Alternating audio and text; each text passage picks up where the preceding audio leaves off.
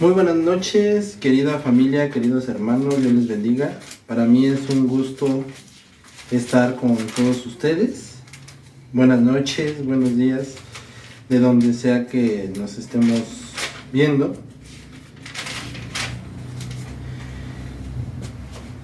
Y el tema del día de hoy se titula Dios en el sillón de los acusados. Dios en la silla del acusado. Éxodo 17, versículo 1 al versículo 7. Y antes de empezar, vayamos al Señor en oración. Padre, gracias te damos porque tú eres bueno con todos nosotros. Gracias porque siempre nos muestras que todo es por gracia, Señor. Nunca por nada que nosotros hagamos, Señor. Todo es porque tú eres bueno y eres misericordioso. Eres amoroso y eres grande, Señor. Pero como lo veremos a continuación, también entendemos que de ti nadie se burla, Señor. Y aunque a veces creamos que sí se puede, la realidad es que no se puede. Gracias por tu verdad, gracias por tu amor y gracias por tu gran fidelidad, Señor. En el nombre de Jesús te damos gracias. Te pedimos tu fuerza y tu poder. Amén y amén. A finales de la Segunda Guerra Mundial, cuando el pueblo alemán estaba comenzando a conocer lo que había sucedido en los campos de concentración, un pastor protestante llamado Günther Robert escribió una obra de teatro llamada La señal de Jonás para tratar de responder a la pregunta ¿quién debemos de culpar? ¿O quién debe de cargar con la culpa de todo lo que sucedió en la Segunda Guerra Mundial? Y en esta obra los actores dialogan con el público para tratar de determinar hasta dónde o quién es el culpable.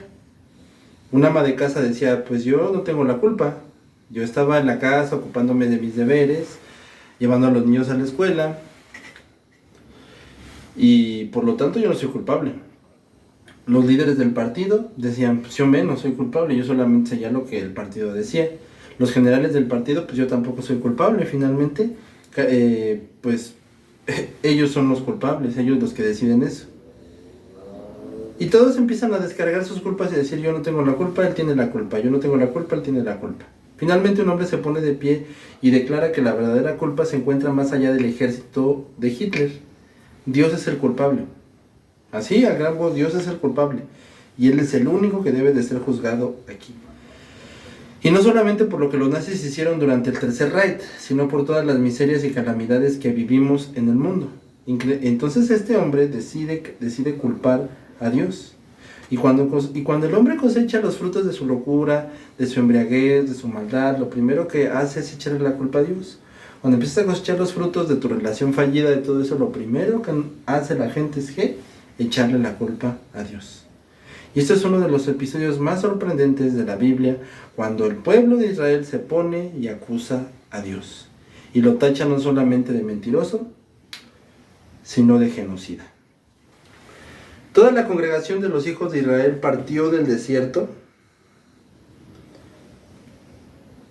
de Sin por sus jornadas conforme al mandamiento de Jehová y acamparon en Redifim, y no había agua para que el pueblo bebiera. Y altercó el pueblo con Moisés, dijeron, danos agua para que bebamos. Y Moisés les dijo, ¿por qué altercan conmigo? ¿Por qué tientan a Jehová? Así que el pueblo tuvo allí sed y murmuró contra Moisés y dijo, ¿por qué nos hiciste subir de Egipto para matarnos de sed a nosotros y a nuestros ganados? Entonces clamó Moisés a Jehová diciendo, ¿qué haré con este pueblo? De aquí a un poco me apedrean. Y Jehová dijo a Moisés, pasa delante del pueblo, toma contigo de los ancianos de Israel y toma también en tu mano tu vara con que golpeaste al río y ve. Y aquí yo estaré delante de ti sobre la peña en Horeb y golpearás la peña y saldrá de ella agua y beberá el pueblo. Y Moisés lo hizo así en presencia de los ancianos de Israel y llamó el nombre de aquel lugar Mashá y Meriba, porque la rencilla de los hijos de Israel, porque tentaron a Jehová diciendo, ¿está Jehová entre ustedes o no? ¿Está Jehová entre nosotros o no? Los israelitas hacía poco que habían sido liberados de la esclavitud en Egipto y habían cruzado milagrosamente el Mar Rojo para dirigirse hacia la tierra prometida. El camino más directo para llegar pues era por la costera, pero Dios decide llevarlos en el desierto. En el versículo 1 se nos dice con toda claridad que esa fue la decisión de Dios, no de Moisés. O sea, Moisés no dijo, no, nos vamos por el desierto. No, Dios les dijo, váyanse por el medio del desierto. Ellos acamparon en ese lugar donde no había agua conforme al mandamiento de Jehová.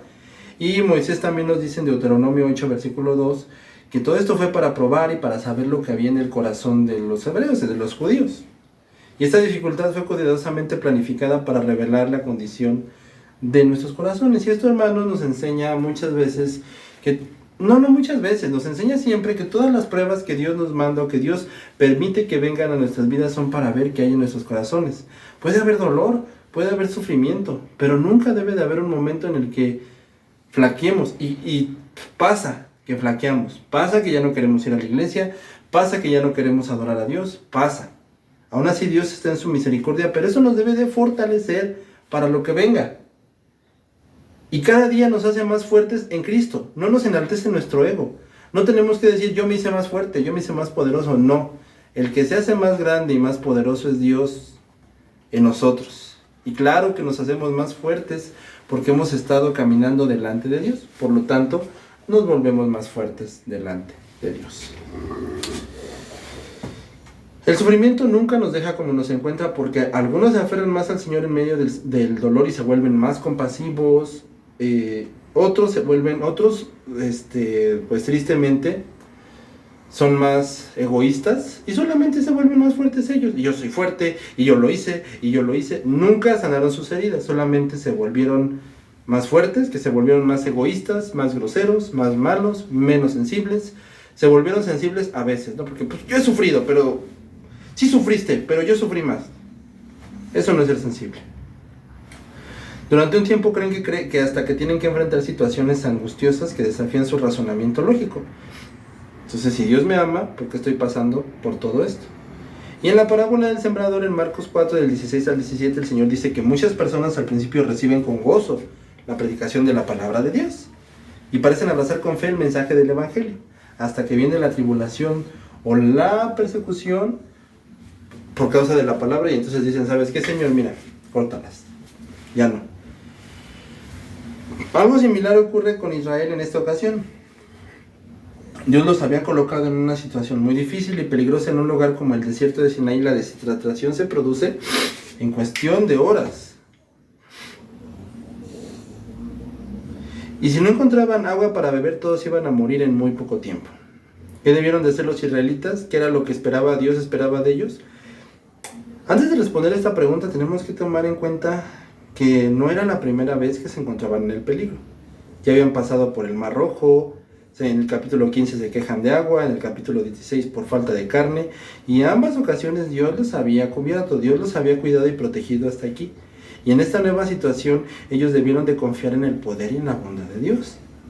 Y muchas veces llevamos una racha invicta de que Dios nos saca de un problema, y llegamos a un momento donde ya no nos está sacando tan fuertemente del problema, y lo primerito que hacemos es agarrar y decirle, Señor, ¿qué onda? ¿Qué hubo? ¿No que me ibas a proteger? ¿No que me ibas a guardar? Entonces, si Dios te ha guardado tantos años, si Dios te ha mostrado su poder tantos años, ¿por qué no lo debería de ser ahora? Que pues sí, evidentemente no lo está haciendo tan rápido como otras veces. Y hasta parece que no lo está haciendo. Entonces aquí es donde nuestro corazón tiene que seguir confiando en Él. Porque si Él te ha salvado de otras, te ha liberado de aquellas, ¿por qué no lo hará ahora mismo? Ahí es donde empieza la prueba. En lugar de clamar en oración al pueblo de Israel, el pueblo de Israel a Dios lo que hacen es que se quejan contra Dios y contra Moisés y decidieron promover una demanda judicial. Dice en el versículo 2 que el pueblo alterca con Moisés, y esta palabra indica algo más fuerte que una simple queja. Era el término que se usaba cuando alguien quería presentar una demanda legal contra otra persona, y los israelitas ya antes se habían quejado contra Dios y contra Moisés, pero ahora pretenden demandarlos. Por eso es que se le titula a este lugar Masá y Meriba. Masá significa poner a prueba, y Meriba viene de una palabra hebrea que significa entablar una demanda judicial o litigar, como en Jeremías 25:31 y Miqueas 6, versículo 12. Y de esa manera lo que estamos viendo aquí es mucho más que una turba enojada. En este momento el pueblo de Israel entabló una demanda judicial contra Dios por haberlos sacado de la tierra de Egipto para matarlos en el desierto. Ellos tientan a Jehová y dicen en el versículo 2, en otras palabras, hicieron una evaluación de la actuación de Dios y llegan a la conclusión de que les había mentido. O sea, Él los había sacado de Egipto haciéndoles promesas falsas para matarlos en el desierto. Eso es lo que ellos empiezan a deducir. Por eso el versículo 7 dice, llamó el nombre de aquel lugar Masá y Meriba por la rencilla de los hijos de Israel, porque tentaron a Jehová diciendo, ¿está Jehová entre ustedes o no? Y estas palabras, Dios prometió su presencia en medio nuestro y también prometió llevarnos a una tierra que fluye leche y miel. Pero en cambio nos trajo a este desierto para matarnos. Ellos estaban acusando a Dios de haber violado su promesa y aparte dicen, Dios nos traicionó y nos mintió. O sea, en vez de asumir la postura sumisa que es la espera de misericordia, me lo vuelvo a repetir de, pues si me ha librado tantas veces y hoy tal vez está tardando un poco, bueno, no importa, voy a seguir manteniendo mi fe en ti. Bueno, Señor, yo sé que algo estará pasando, no sé. Y muchas veces ni siquiera es que nosotros hayamos hecho algo malo, es simplemente que Dios está probándonos y está diciendo, bueno, mira, es el momento de que vean que hay en tu corazón. Si yo te he librado tantas veces, ¿por qué no lo haré ahora? Y en lugar de que hagamos eso, lo primero que hacemos es replicarle. De haber podido ellos haber apedreado a Dios en ese momento, lo hubieran hecho, pero no lo hicieron contra Dios, sino que a Moisés era el que querían matar, como lo dice el versículo 4. Y todos iban a morir en pocas horas de muerte natural. Moisés es el primero, ¿verdad? De esta manera esa crisis en el desierto no solamente revela la incredulidad de sus corazones, sino también su ingratitud y su insolencia. ¿Cómo pudieron olvidar tan pronto todo lo que Dios había hecho cuando los libra del faraón, cuando los libra de aquellos? Y sí lo olvidaron. Israel pecó gravemente contra Dios ese día y las acusaciones que estaban haciendo contra él no solamente eran injustas, sino también blasfemas. Y el problema, la cuestión a tratar es que nosotros no somos diferentes en ningún sentido. Esa es la acusación que Pablo presenta contra toda la raza humana en el capítulo 1 de su carta a los romanos. Pablo dice en Romanos 1 que la razón por la que todos necesitamos la salvación, que el Evangelio anuncia, es porque todos nosotros somos culpables del mismo pecado: incredulidad, ingratitud e insolencia. Incredulidad, ingratitud e insolencia. Dios revela su ira contra la raza humana por haber detenido con injusticia la verdad, dice Pablo, y Dios manifiesta su poder de una forma muy evidente a través de las cosas creadas, y le ha dado al ser humano la capacidad de interpretar esa evidencia, pero en vez de glorificar a Dios y darle las gracias, la humildad se envaneció en sus razonamientos, dice Pablo, y su necio corazón fue entenebrecido. Toda la raza humana es culpable de los mismos pecados que el pueblo de Israel: incredulidad, ingratitud e insolencia. Y es importante aclarar que cuando hablo de la raza humana me refiero a mí y a ti. Hermanos, ningún cristiano que te venga como que a dar a entender que él es mejor que tú, le tienes que escuchar, porque esa persona no sabe ni lo que está hablando. Cuando tú ves a un disque cristiano que se siente que tiene el derecho de decir tú estás mal, a mí no me digas, yo soy perfecto, yo soy bueno, yo soy grande, yo no tomo, yo soy muy recto o muy recta. Como que yo sí tengo el derecho de juzgar a los demás, pero a que a mí no me digan. Date cuenta que probablemente esa persona ni siquiera es cristiana. Porque si algo deja la escritura en claro, deja a Dios en claro mediante su palabra, es que todos somos culpables. Todos somos culpables. Todos somos culpables. Hay de aquel que se quiera poner el látigo o el dedito de juzgar a los demás, porque no saben ni lo que está diciendo. Todos somos culpables.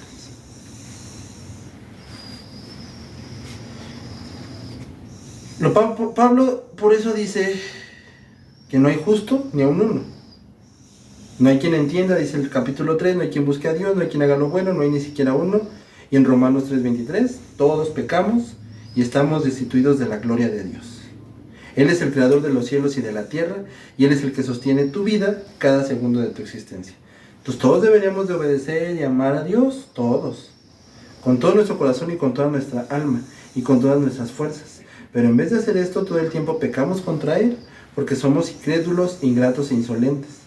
Está la acusación del hombre incrédulo que se atreve a sentar a Dios en el banquillo de los acusados y cuando experimenta las consecuencias de vivir en un mundo caído, o cuando las cosas no salen como quieren, se enojan. Y no pienses ni por un segundo que esto no le pasa a un cristiano. Un disque cristiano, bueno, esa gente es falsa, esa gente ni siquiera es cristiano, y nada más son personas que se quieren poner máscaras de cristianos o piensan que a Dios lo compran con su servicio o viven una vida religiosa, pero pues un disque cristiano realmente es como un título de una persona que ni siquiera es cristiana. Pero a un cristiano, claro que les pasa, que Dios nos coloca en situaciones que no parecen tener ni pies ni cabeza y muchas veces olvidamos su bondad y su sabiduría. Y nos llenamos de amargura y descontento por las cosas que están pasando y que Él ha decretado para nuestra vida. Y casi nunca decimos que estamos amargados contra Dios y pretendemos atacar de frente a las autoridades que Dios puso contra nosotros, como hizo el pueblo con Moisés. Y culpamos a las circunstancias, pero si profundizamos un poco más, vamos a darnos cuenta que nuestra queja en definitiva es contra Dios porque Él es quien gobierna las circunstancias de nuestra vida. Somos tan insolentes que si fuera posible le arrebataríamos de sus manos el guión de nuestras vidas para hacerle algunas preguntas. Otros decimos, bueno, tal vez yo no lo hago, pero nuestra falta de contentamiento revela un intento muy sutil de amonestar a Dios. Y es como decirle en silencio, Señor, yo pienso que tú necesitas ayuda para aprender a gobernar el universo. O por lo menos que no estás haciendo bien las cosas. El sufrimiento nunca nos deja como nos encuentra. Y en el desierto de Sinaí el pueblo de Israel reveló su peor cara. Pero por más duro que suene, ese día los israelitas acusaron a Dios de ser un mentiroso y un genocida. Como dice un comentarista, su incredulidad era increíble. De verdad, fue increíble. ¿Y cómo reaccionó Dios ante esta insolencia y tanta ingratitud? Esa es la parte sorprendente de esta historia que nos lleva al juicio. Dios los había llevado a Refidim para probarlos, pero ellos decidieron probar a Dios y llevarlo a juicio. Ya los hijos de Israel entablaron una demanda legal contra Dios y más adelante en Deuteronomio Moisés hace un recuento de la historia en el capítulo 33 del versículo 8 y él les dice, probaste en Masha, refiriéndose a Dios con quien contendiste con las aguas de Meriba. Y una vez más se usa aquí el término legal que aparece en Éxodo 17:2, o sea, ellos acusaron a Dios de haber violado su pacto y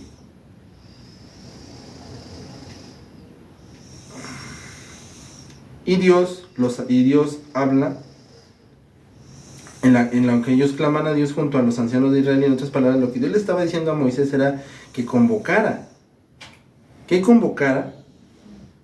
un tribunal. Por eso trajo a los ancianos. Funcionaban como una especie de jurado para enjuiciar y litigar los asuntos que estaban en disputa. Dios le ordena que tome en su mano la vara con la que había golpeado el río Nilo cuando sus aguas se convirtieron en sangre, y Dios le había dado esa vara a Moisés en el episodio de la zarza ardiente, como lo vemos en Éxodo 4 del 1 al 2, y esa vara era un símbolo del poder y de la autoridad de Dios para juzgar. Es cuando Moisés golpea las aguas del Nilo con esta vara, estaba aplicando el juicio de Dios contra los egipcios, y de esa manera Dios le estaba pidiendo a Moisés que actuara como juez en este caso, emitiendo el veredicto y ejecutando la sentencia. Cuando Moisés se puso delante del pueblo con esa vara en su mano, todos los presentes sabían que alguien estaba a punto de ser castigado por el pecado tan horrible. Y ocurre entonces lo impensable, que nos lleva al veredicto. He aquí yo estaré delante de ti sobre la peña en Horeb, y golpearás la peña y saldrán de ella agua, y beberá el pueblo. Y Moisés lo hizo en presencia de los ancianos de Israel. Y la expresión yo estaré delante de ti casi nunca se usa en la Biblia para referirse a Dios. Porque Él no tiene que comparecer delante de los hombres. Somos nosotros los que tenemos que comparecer delante de Él, pero en ese momento Dios decide colocarse delante de Moisés sobre la roca en el monte Horeb, y todo lo que está familiarizado con el Antiguo Testamento nos recuerda que la roca es un símbolo que a menudo se usa para referirse a Cristo, como el Salmo 18:2, Deuteronomio 32:4. Entonces, ¿qué era entonces lo que estaba sucediendo en Éxodo 17:6? Dios estaba accediendo a la demanda de ser llevado a juicio, pero no en el tribunal de ellos, sino en su propio tribunal, Dios colocándose delante de Moisés para recibir todo el peso del castigo divino que su pueblo merece. Los israelitas merecen morir por su incredulidad y su insolencia, pero Dios decide recibir los azotes de su propia justicia. Cuando Moisés golpea la roca, sale tanta agua de la peña que todo el pueblo pudo saciar su sed.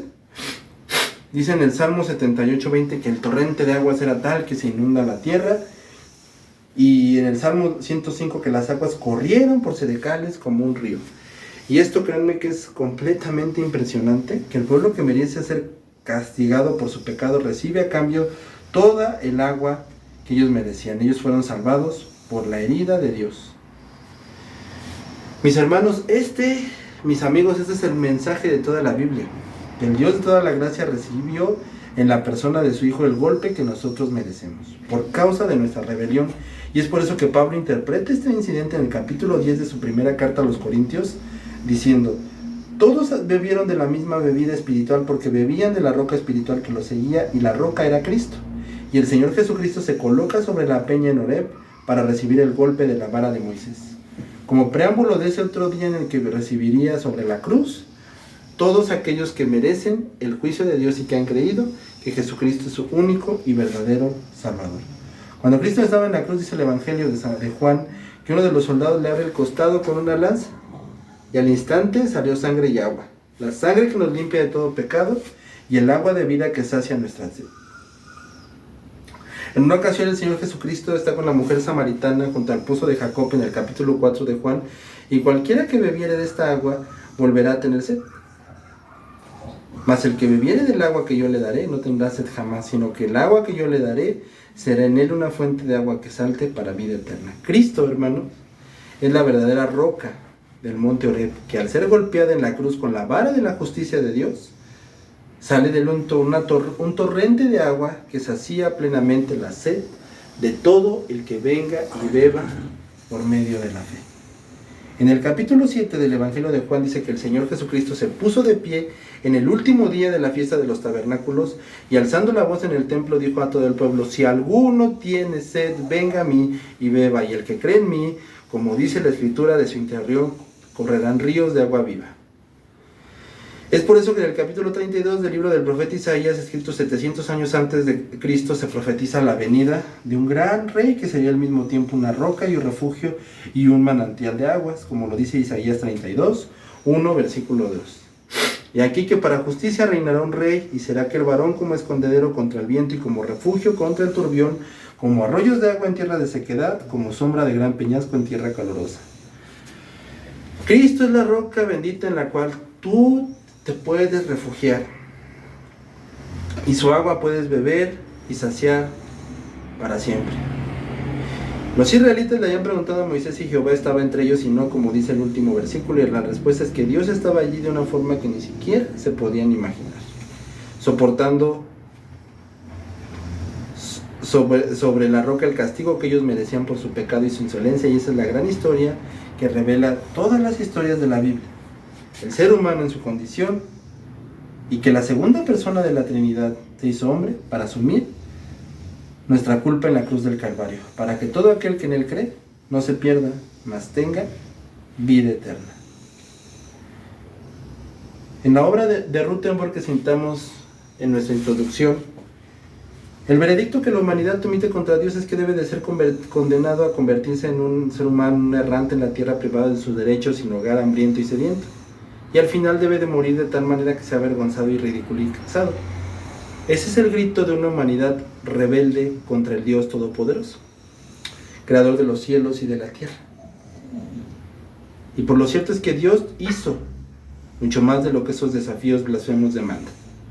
Dios se hizo hombre no solamente para sufrir las injusticias y los atropellos de otros hombres, sino para recibir voluntariamente la justa ira de Dios que tú y yo merecíamos por nuestros pecados.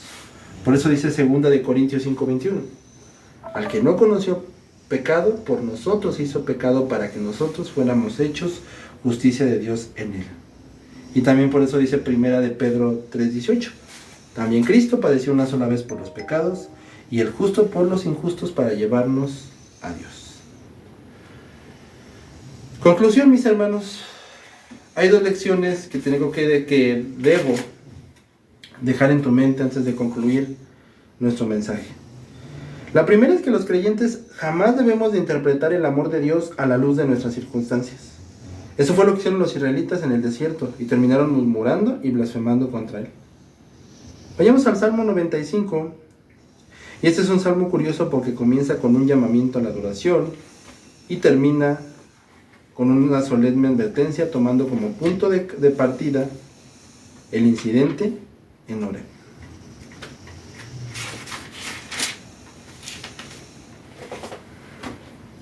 Vengan, clamemos alegremente a Jehová, cantemos con júbilo a la roca de nuestra salvación, lleguemos ante su presencia con alabanza y aclamémosle con cánticos, porque Jehová es Dios grande y Rey grande sobre todos los dioses, porque en su mano están las profundidades de la tierra, y de las alturas de los montes son suyas.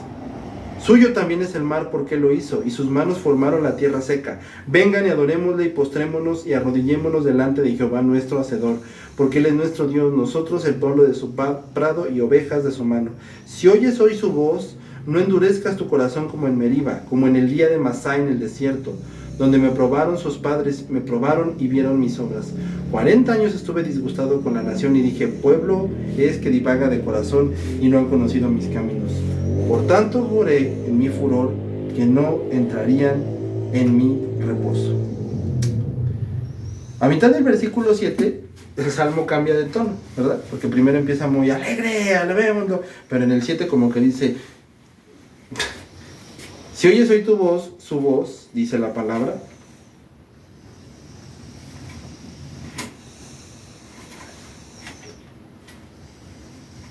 no endurezcas tu corazón como en Meriba, como en el día de Masá en el desierto.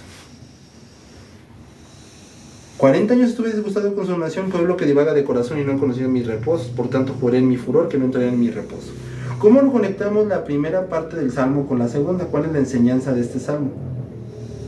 Una de ellas es que profesamos ser creyentes y tenemos solamente dos opciones. O adoramos a Dios con reverencia y gratitud, con todas las bendiciones que Él nos da sin que las merezcamos, e incluso en medio de las pruebas lo seguimos adorando porque Él ha sido bueno y misericordioso y no merecemos absolutamente nada de Él.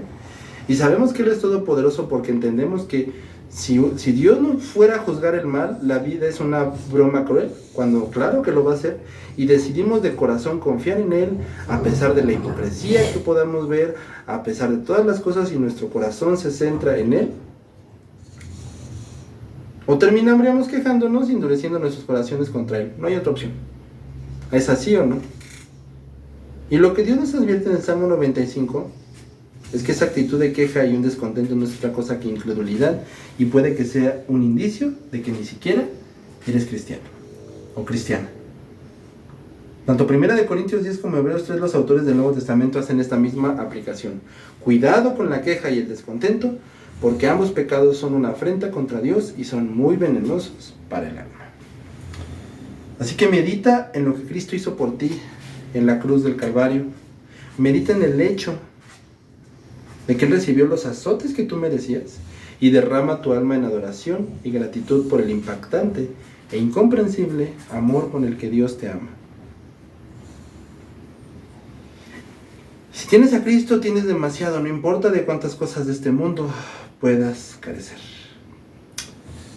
Un pastor decía lo siguiente: hace unos días me estaba preparando para ir a la iglesia y me topé con una nota que mi esposa le había enviado a unos amigos, tomada de un libro de oraciones de Scott Smith, y él comienza diciendo que la desesperación y la desesperanza fueron saboteadas por Cristo en su resurrección. ¿Escuchaste eso? Cristo saboteó la desesperación y la desesperanza cuando resucitó de la tumba al tercer día. Por lo tanto, que tu voz sea 10,000 veces más fuerte que los murmullos a mi alrededor y las quejas dentro de mí. En las próximas 10 semanas demuestra las maravillas de tu amor en medio de nosotros. Y por lo tanto, que tu amor sea más grande por todas las cosas, Señor, y en todo momento que sea el gran amor de Dios salvante. Y también quisiéramos dirigir unas palabras a aquellos que están hoy sin Cristo, que nunca han venido con arrepentimiento y fe, reconociendo su culpabilidad y confiando únicamente en Él para perdón de sus pecados y el don de la vida eterna. Mi amigo, mi hermano, familiar, si ese es tu caso, yo te ruego que no te vayas de este lugar, que no le apagues al live sin antes arreglar tus cuentas con Dios.